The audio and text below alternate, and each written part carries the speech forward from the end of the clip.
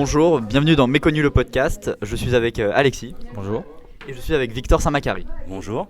Donc Victor, nous allons vous poser des questions. Ouais. Vous avez à répondre toute honnêteté simplement. Voilà.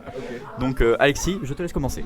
Alors tout d'abord, y a-t-il eu un moment ou une rencontre décisive qui vous a poussé à devenir réalisateur ou scénariste ? En fait, la rencontre, moi, c'est plutôt que j'avais une idée, j'avais une histoire personnelle qui m'était arrivée.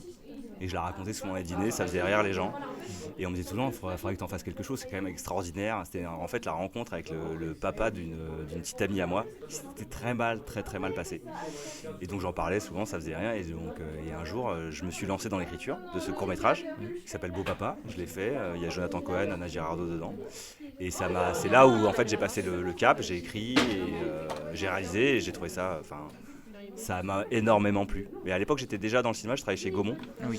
Mais j'osais pas trop écrire, j'osais pas réaliser. Enfin, pour moi, c'était un peu sacré. Et grâce à ça, j'ai passé le pas. D'accord. Vous aviez quel métier chez Gaumont ? Alors, je faisais du développement, c'est-à-dire que c'est plutôt de la lecture de scénario, c'est la sélection des projets. C'est-à-dire que Gaumont reçoit beaucoup de projets chaque année, qui sont envoyés par les producteurs ou même par les réalisateurs eux-mêmes ou scénaristes. Et moi, je devais les lire et faire un compte-rendu à la Big Boss. Et lui dire moi je ferais plutôt ce film ou pour telle et telle raison, ou au contraire il ne faut pas du tout faire celui-là. Et puis j'allais aussi chercher des nouveaux talents, etc. Enfin, j'avais un métier de recherche de nouveaux talents. D'accord. Et de développement. Développement, c'est travailler les scénarios avec les auteurs. Ok, d'accord. Voilà. Quels sont les films ou réalisateurs qui vous ont marqué dans vos débuts ? Dans mes débuts, le problème c'est qu'il y en a tellement. Ça c'est une question très difficile pour moi d'y répondre. J'arrive jamais à faire de liste ou à donner mes réalisateurs préférés ou à dire ouais, j'ai du mal. Il n'y en a pas un préféré. Extrêmement différentes. Ouais. Ah, carrément. Ça va, ouais, mais moi j'aime vraiment beaucoup de genres de films. J'ai pas une cinéphilie réduite que sur du cinéma d'auteur. Je peux aller voir du Marvel ou aller voir des films de Tarkovsky. Ça va me plaire ou pas. Mais vraiment, je suis très large dans mes goûts, quoi. Donc vous aimez un peu tout style de film. Regarder des images déjà. Je suis plus cinéphage. C'est-à-dire regarder des images. D'accord. Que cinéphile, quoi. D'accord. Voilà. Est-ce que vous avez une œuvre ou un réalisateur qui vous a donné envie ? Donner envie de réaliser.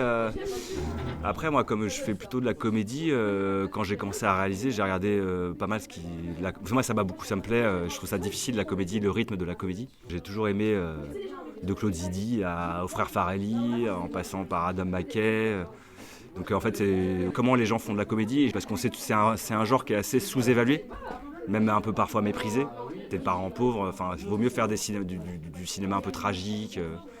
Et alors que c'est très difficile de faire de la comédie. C'est une question de beaucoup de rythme et de montage. Et donc, effectivement, il y a des réalisateurs de comédie que je vénère un peu plus que d'autres. Il y en a un notamment qui s'appelle Pierre Salvadori, que j'adore. C'est le préféré. C'est un des préfs en comédie française. D'accord. Quels sont les défis particuliers de l'écriture comparés à la mise en scène ? En fait, le tournage, par rapport à l'écriture, c'est que le tournage, on est dans l'action. Donc on n'a pas le temps de trop réfléchir. Il faut prendre des décisions, aller vite. Donc on est dans un truc où on est tout le temps dans l'action. Et donc si on manque de temps, c'est un problème, mais en même temps, on ne le voit pas passer. Alors que l'écriture, on a beaucoup de temps et on se prend beaucoup la tête. Donc on peut être dans des angoisses, on peut être bloqué, on peut se dire qu'on n'y arrivera jamais. En fait, on a des émotions comme un roller coaster d'émotions, c'est-à-dire qu'on est content, puis après, dans la seconde d'après, on se dit mais non, c'est de la merde. Enfin, on a des doutes permanents, quoi. On est rarement content quand on écrit. D'accord. Donc c'est assez abyssal et vertigineux, mais il faut se faire confiance et il faut surtout travailler à plusieurs, je crois. Ça permet de débloquer beaucoup de choses, de pouvoir verbaliser, dire voilà où je bloque, et l'autre te dit mais non, c'est simple, tu fais ça. Et en tout cas, c'est hyper intéressant de pouvoir échanger avec quelqu'un, je trouve. Voir différents points de vue, c'est ça ? Ouais, c'est ça, c'est voir des idées différentes en entraîne idées. une autre, quoi. Ouais, Ouais. voilà. Faut pas avoir peur de dire des bêtises quand on écrit. Ouais. Tu vois, tu dis je vais avoir une idée conne, mais bon, et ça peut faire réagir l'autre qui va trouver au final une bonne idée. D'accord. Donc vous avez dit précédemment que vos personnages sont souvent ancrés dans une réalité. J'essaye, ouais. Voilà. Ouais.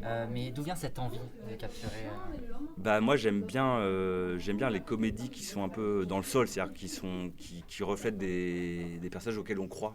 J'ai du mal aux choses très loin de la réalité.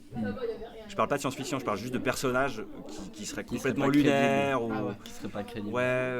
moi j'ai besoin qu'on y croit à ces personnages et qu'ils soient un peu en plusieurs dimensions, un peu complexes, qu'on s'y attache. Que ça soit recherché dans le Ouais. personnage. Ouais, et que ça réponde aussi. Il y a une sincérité et une envie de de parler très gentiment de la société, de certaines problématiques, sans être didactique, sans être donneur de leçons et tout ça, mais d'avoir quand même que ça reflète un tout petit peu la réalité du moment. D'accord. Est-ce que le casting des acteurs joue-t-il un rôle important ? Ouais, je pense que c'est vraiment... si t'as le bon casting, il y a 50% du travail qui est fait sur le film. Je pense que si t'as les bons acteurs derrière, c'est que des choses techniques. Mais à partir du moment où t'as des acteurs, le film, il est bon normalement. Si t'as un bon scénario et des bons acteurs, il y a peu de chances que ce soit mauvais. Et surtout que vous reprenez, par exemple, dans Ami et dans Beau Papa, il y a le retour de Jonathan Cohen, tout ça. Ouais, Jonathan, avant qu'il devienne l'énorme star qu'il est. Il y a un coup de cœur sur cet acteur en particulier. Ouais, moi je l'adore. Je le connaissais à l'époque, il est venu très gentiment sur mon court-métrage. Il commençait à quand même déjà travailler pas mal. Il avait fait notamment, je pense qu'il avait déjà fait Serge le Mito, des choses comme ça. Ou il l'a fait après, je sais plus. En tout cas, on était à ce moment-là de sa carrière. Et à Miami, il était, ça y est, ça partait. Et il est venu quand même faire un second rôle, donc c'est quand même hyper sympa de sa part. Et voilà, maintenant c'est star, c'est la star, méga star. Ah ouais. Là, il va réaliser un énorme film. Enfin, c'est super pour lui. C'est un très bon acteur. Et qui a une formation classique, qui a fait le conservatoire. Enfin voilà, on oublie que c'est un mec qui fait de la comédie, mais qui a quand même une formation classique, quoi. Ouais, il y a du boulot derrière. Et d'ailleurs, vous les trouvez comment, vos acteurs Par exemple, dans mon film à Miami, William Legbill, mon producteur avait déjà travaillé avec lui, il avait fait Les Combattants, je ne sais pas si vous avez vu ce film, avec Adèle Haenel. Un film qui a plutôt marché, qui était à Cannes, à la quinzaine des réalisateurs. Et William avait un rôle un peu plus sérieux, un peu plus hauteur, alors qu'avant on l'avait vu plutôt dans Soda, etc. Et il m'a dit, franchement, tu devrais rencontrer William. Et j'ai eu un énorme coup de cœur pour William. Et d'ailleurs, William, il commence à avoir aussi une carrière hyper intéressante, William.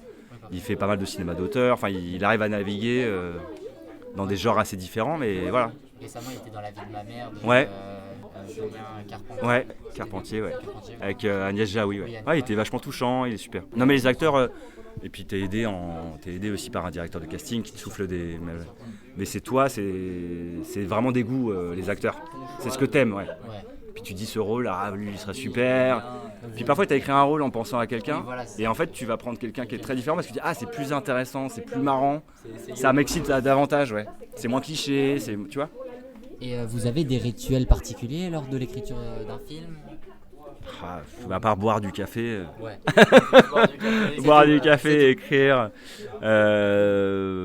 fumer des cigarettes un peu et essayer de faire du sport, oxygéner le cerveau. C'est pas mal quand on est bloqué d'aller marcher, de s'oxygéner la tête, parce qu'il faut pas rester sur un blocage, il faut faire autre chose. Il y avait par exemple un scénariste qui s'appelle Aaron Sorkin qui a écrit Social Network par exemple.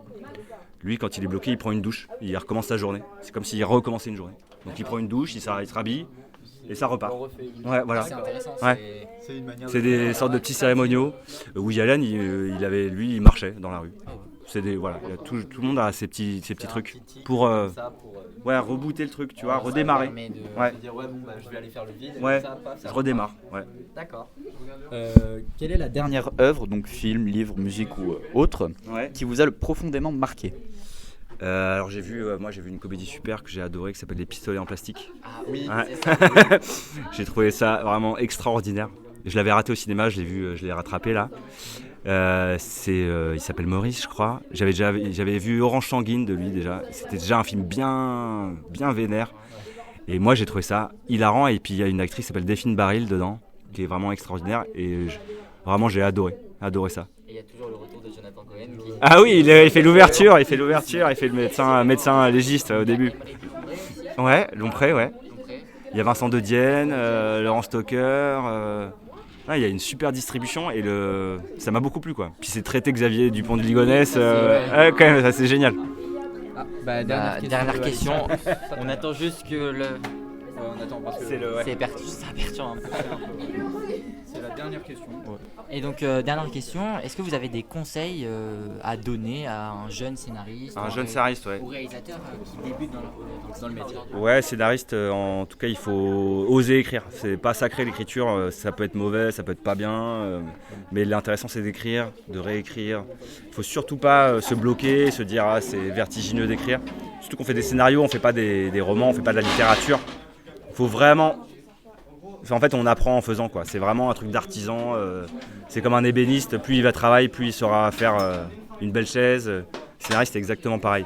Et réalisateur, c'est comme aujourd'hui on a des téléphones portables et tout ça, c'est que c'est effectivement de tourner le maximum aussi, c'est de faire le maximum. Et puis je pense de regarder des films, d'essayer de regarder des films, comment c'est fait.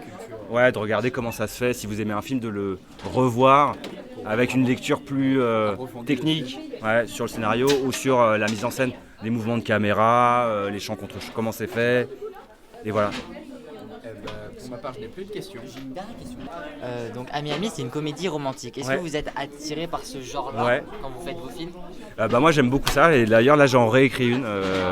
Donc, genre, c'est pas. J'ai plusieurs projets, mais j'ai dans mes projets une comédie romantique. Ouais. Vous êtes plus attiré par ce genre-là? Moi, j'aime bien. Ouais. J'aime bien les coups de foudre et tout ça. Voilà. Et je pense qu'on n'en fait pas beaucoup en France. C'est vrai. Et que les gens aiment bien ça. Qu'on est content d'en voir, quoi. Non, mais pas énorme.